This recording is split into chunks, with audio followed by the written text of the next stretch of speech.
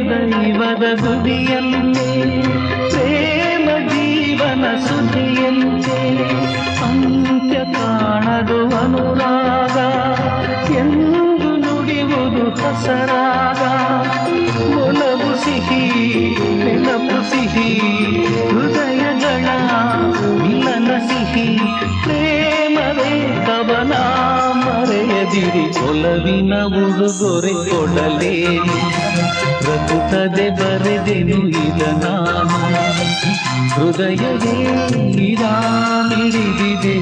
ಬಯಕೆ ಮುನ್ನೂರು ನಿನ್ನಲ್ಲಿ ನುಡಿದೆ ಒಲವಿನ ಉಡುಗೊರೆ ಕೊಡಲೇನು ಪ್ರಕುತದೆ ಬರೆದೆನು ಇದ ನಾನು